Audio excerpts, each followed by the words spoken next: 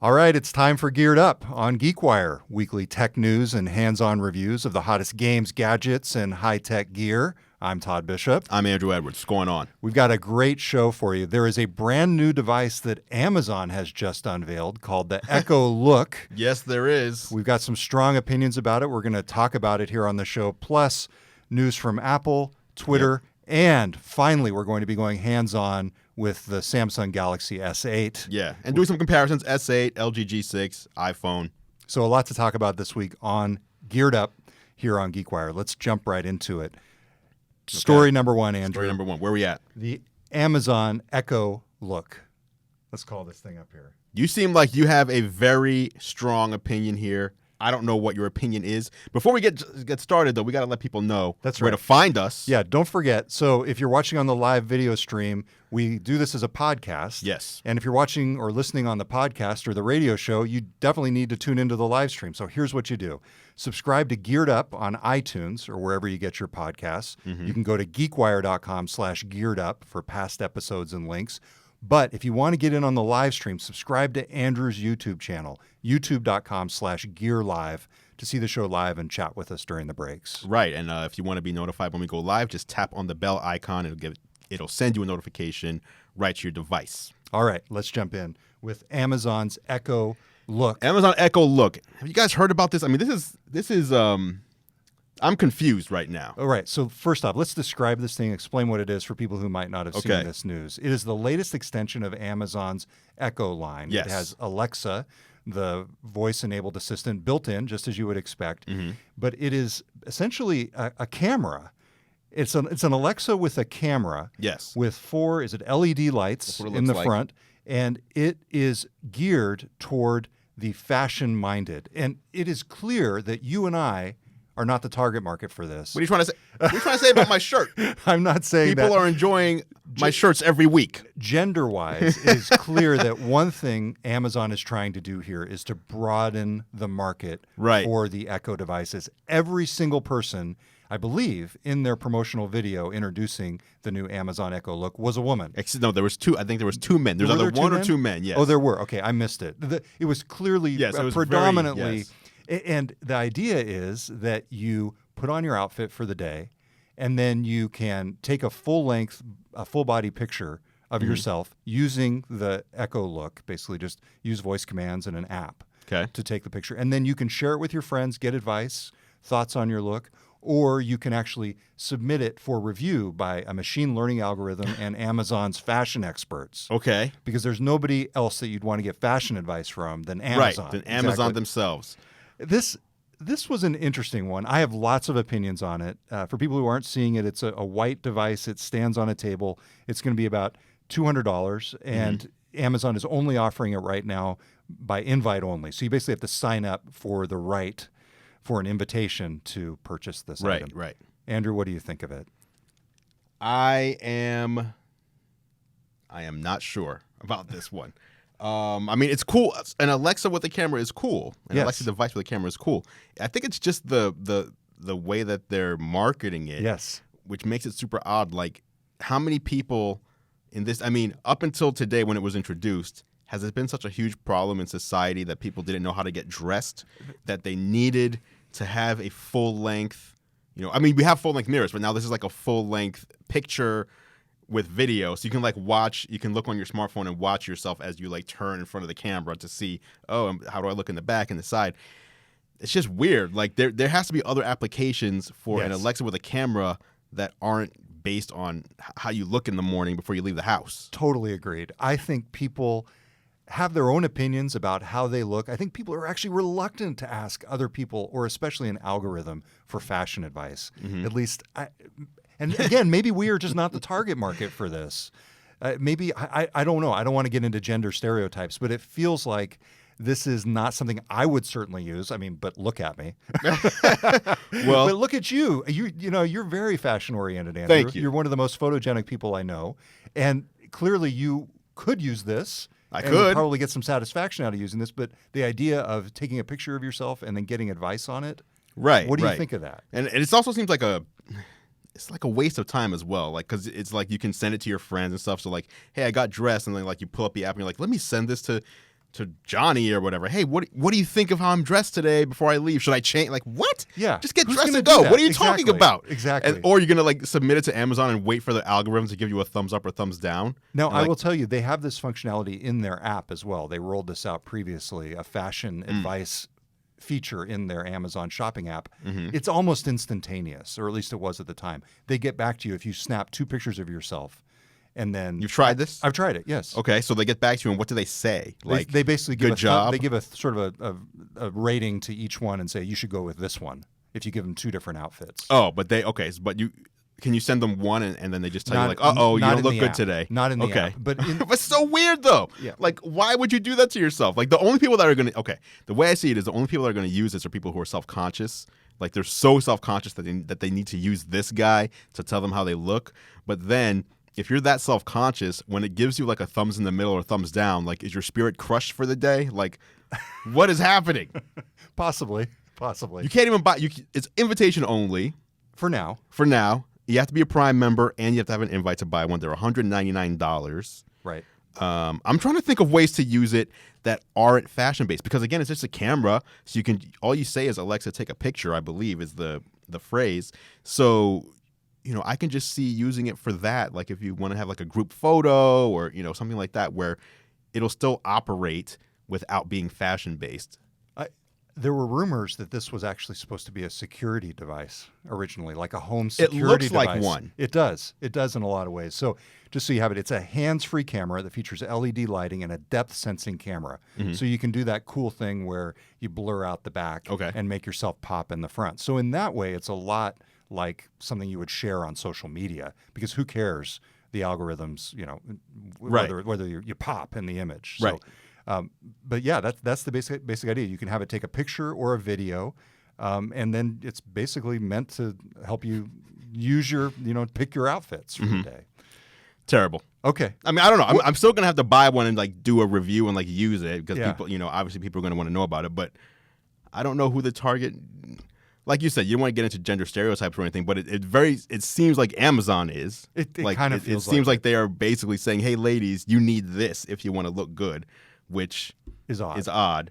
And men, you don't need this, because the only guy that was in the ad, I just remember now, all he did, they showed him from the back, was open the closet doors with like 2 arms and like he's like opening like these gates to like some heaven or something, and then the next thing you know, it's like women trying it on. It's like, what? A couple other interesting things, though. I do believe that eventually this will be a different type of device.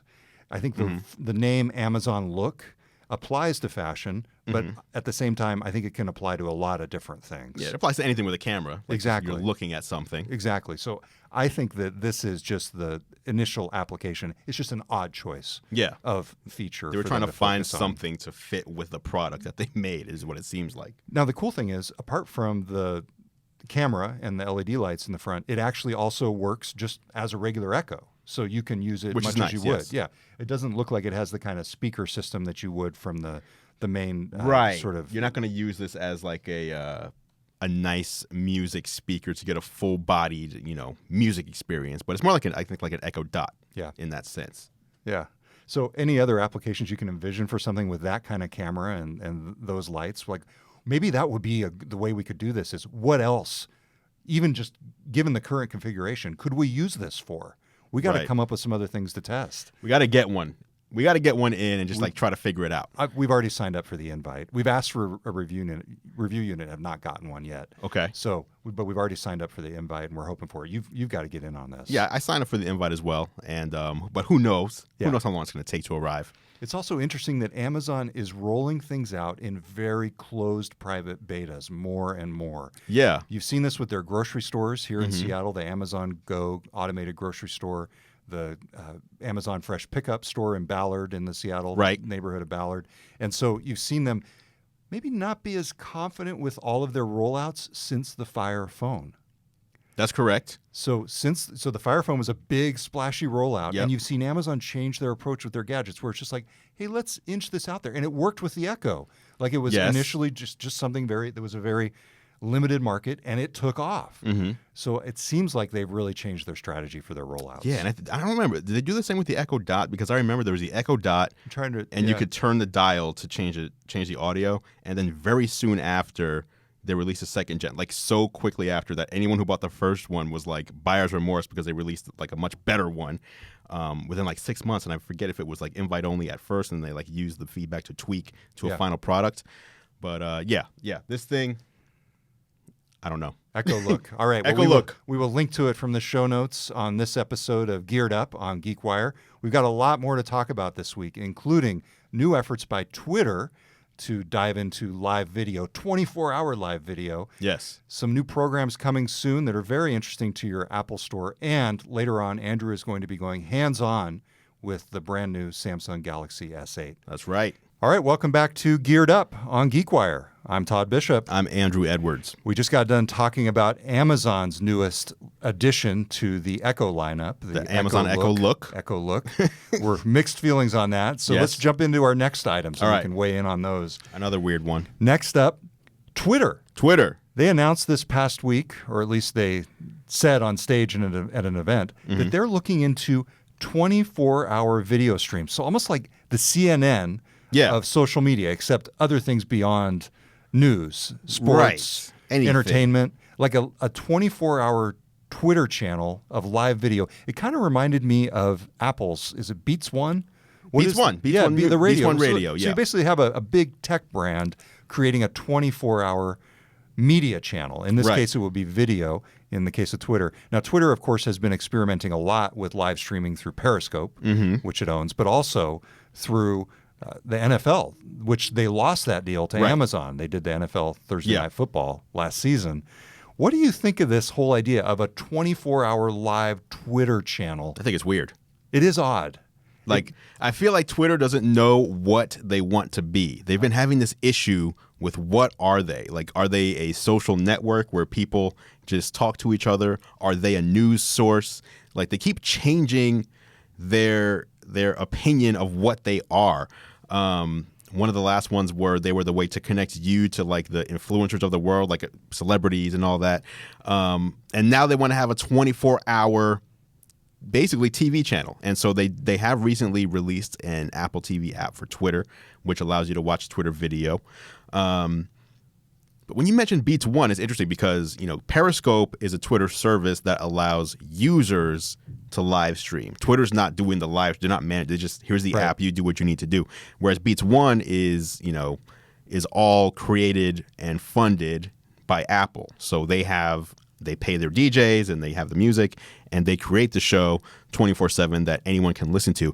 And it sounds like that's what Twitter wants to do. They want to have their own show or shows, group of shows, their own station or channel where they are live streaming 24 hours a day content. That's right. So this is from BuzzFeed News. Twitter COO and CFO Anthony Noto said that the company planned to broadcast video content covering news, sports, and entertainment 24 hours a day, 7 days a week. Now, this is more aspirational. It sounds like they're going to start with something smaller, but still, interesting move by Twitter here. As with the Echo Look, I'm willing to be swayed. Okay. I just can't imagine myself like tuning into Twitter at 8 for their nightly sports show. It's a bit of although maybe I could. Would you use Twitter here in the office though to say, okay, we need to keep on top of, you know, the social news of the day, so we're just going to have like Twitter on a screen all day or something almost like that. You would with CNBC. Maybe, possibly. But I also wonder, like, what kind of is it? Just like silly content, like, hey, here's the silly goat video of the day, or or is it like actual news content, or is it like BuzzFeed stupid stuff, like top 10 things you only get if you were born in the 90s, like, you know what I mean? Those horrible BuzzFeed. It's like, what are you doing, Twitter? And it's also, everybody has different tastes. Right. So what are you going with one station, with one channel, with one feed? How many people are you going to be serving, with one thing? This sounds like it might be in the early stages as well. We'll see what they actually come up with. Yeah. All right, let's move on to our next news item. Apple stores. Usually you go to an Apple store if you've got a problem with your computer, you want to buy a device, You want to visit the geniuses. I think some people go for classes. Yeah. But probably not a huge number of them. I think a lot of people know about them. No. Well, no. Then, they got the classrooms in the back. Microsoft does something similar.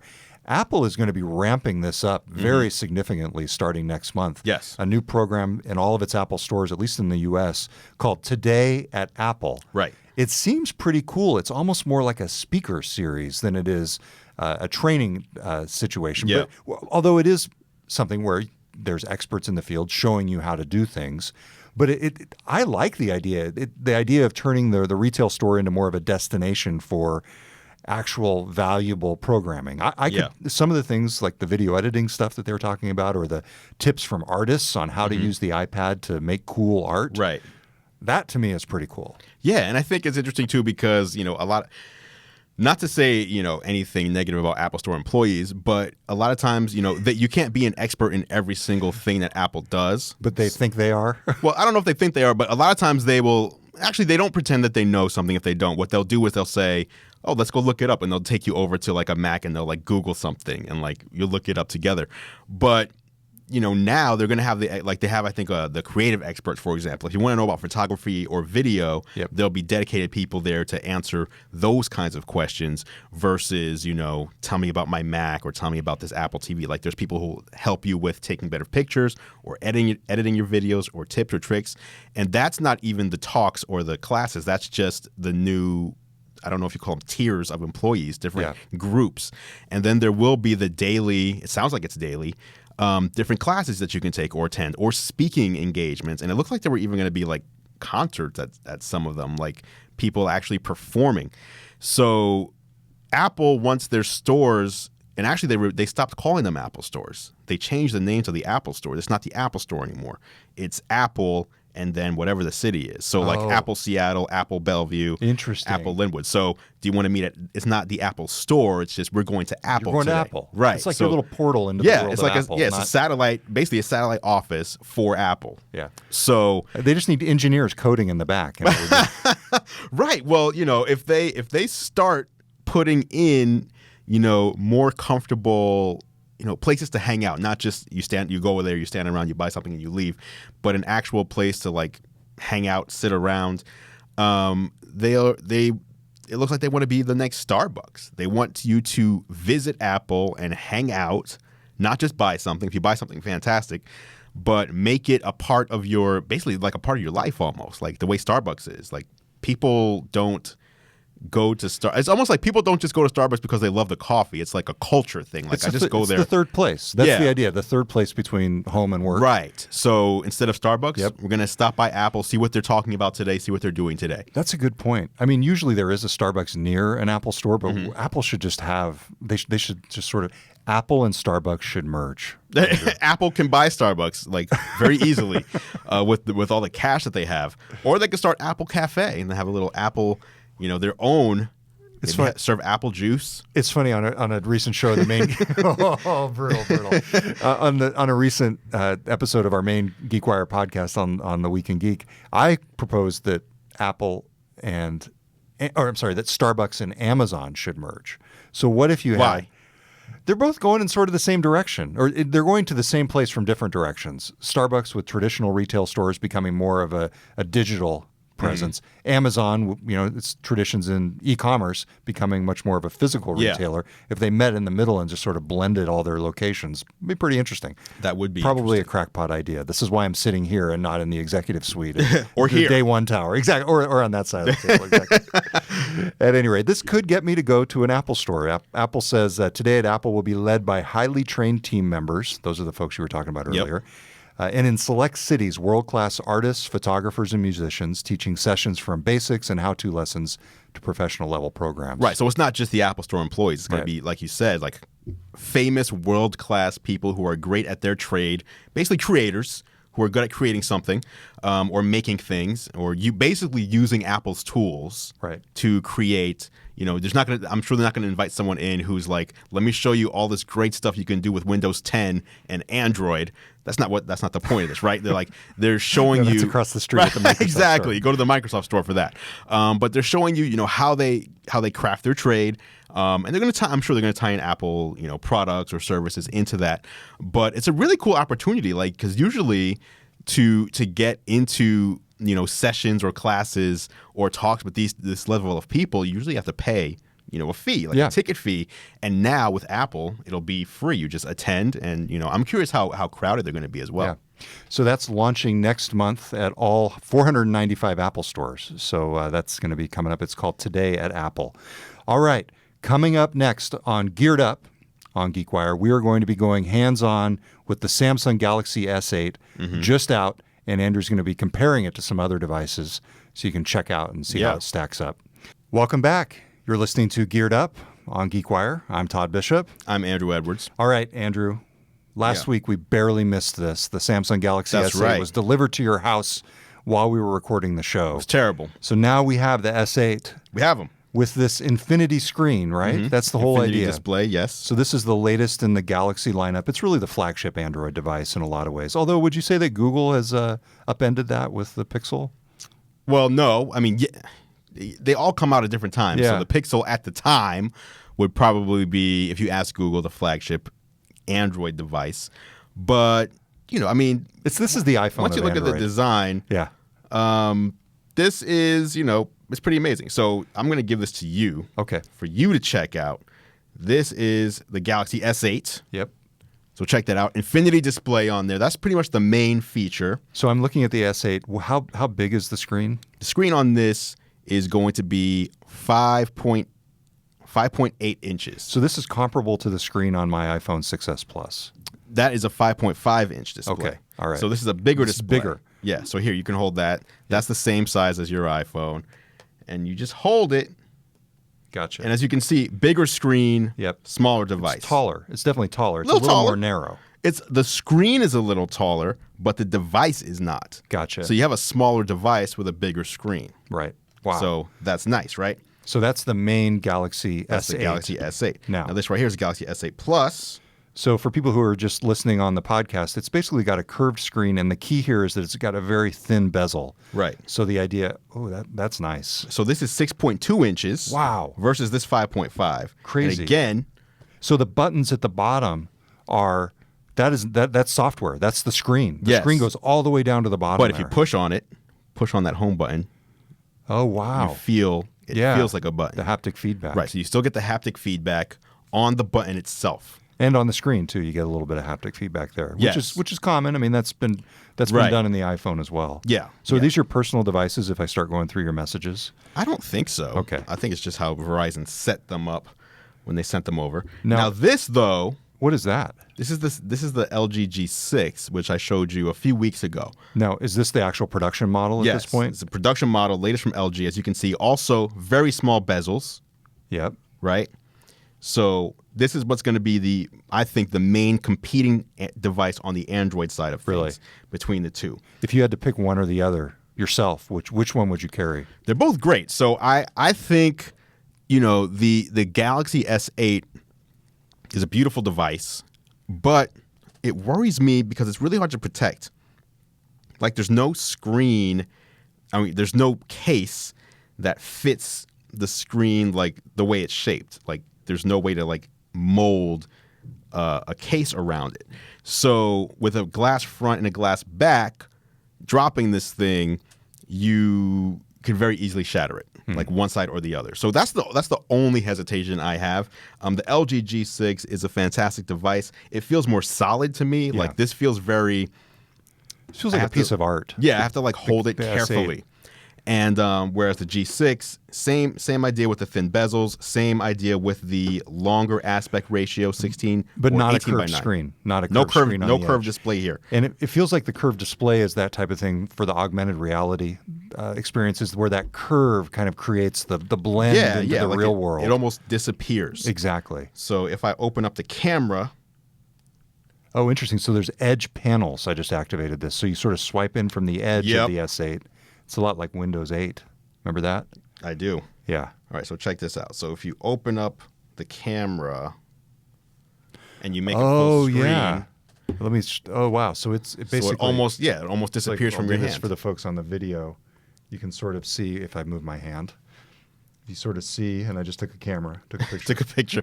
It But yeah, basically- it almost basically, disappears. it's almost just like a window into the Yes. world Yeah, through exactly. the camera. Right. Yeah, very cool. So the camera is going to be, that's our window into AR and VR in a way too.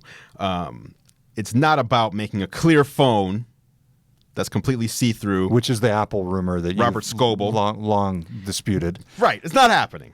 But you open up the camera and boom, like the whole interface just disappears, and that's cool. The way that they've made this device, it really, at least for that feature, it's really welcoming and very eye-catching. It's like you're just holding up a tiny little bezel and everything else goes away. Yeah. One or two more takeaways on the S8. What are your biggest favorite features on this one?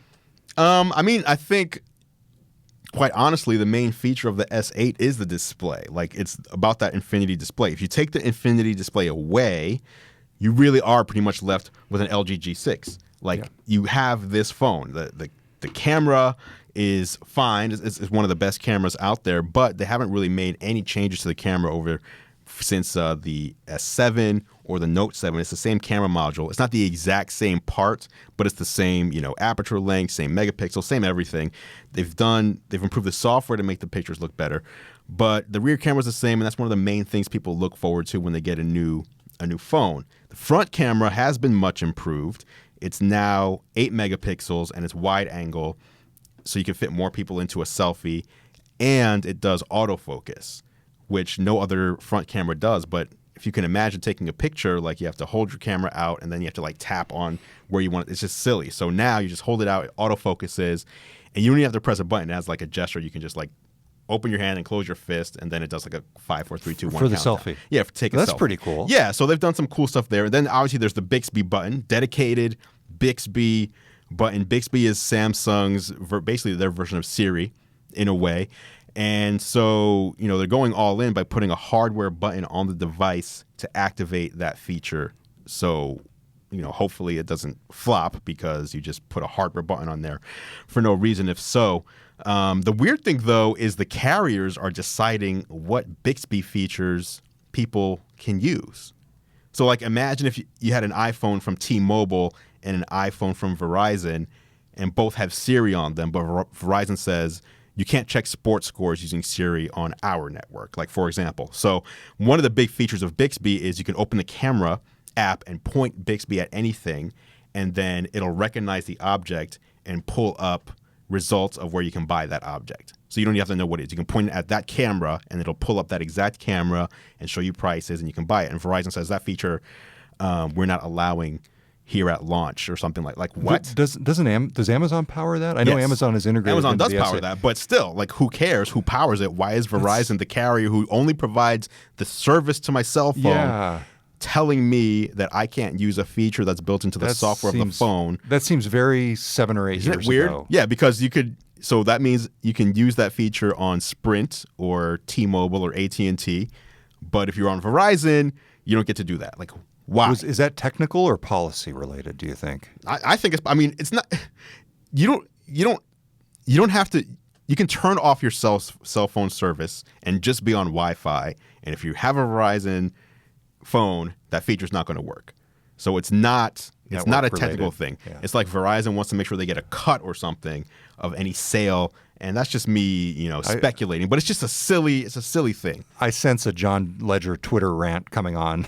He's been going crazy the past couple days. He has been. T-Mobile has been on fire. We should do a different episode on this. In fact, this would be a good one for us to talk about. All right, we have another episode we're about to do. Yeah, absolutely. My unlimited journey, my unlimited saga has been taking a new turn lately. So I mean, your unlimited data plan. Unlimited saga? data plan Okay. saga. So we can talk about that. All right. So that is the Samsung Galaxy S8. Yes. We'll link to. You've got a full hands-on review. I have a hands-on. I have an unboxing. I'm also doing a giveaway right now of the S8 and S8 Plus. You can enter it at gearlive.com/go/win-S8. Got it. So there'll be 2 winners. Each one gets 1 phone. So first prize, S8 Plus. Second place, S8. Give that address again. gearlive.com/go/win-S8.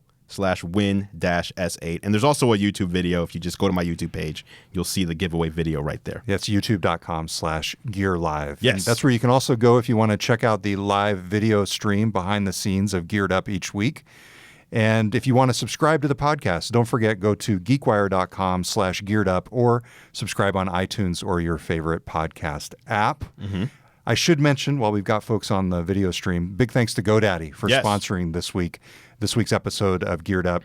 They're the world's largest technology provider dedicated to small business and the largest domain registrar. They're much more than that. They have a lot of other online tools that you need to build websites and get your business online. Services for small businesses. But we have a code to help people save money. That's right. Get 35% off your next domain. Use the code GEAREDUP35. That's GEAREDUP35. There you go. 35% off. All right. Hey, until next time, I'm Todd Bishop. I'm Andrew Edwards. You're listening to Geared Up on GeekWire.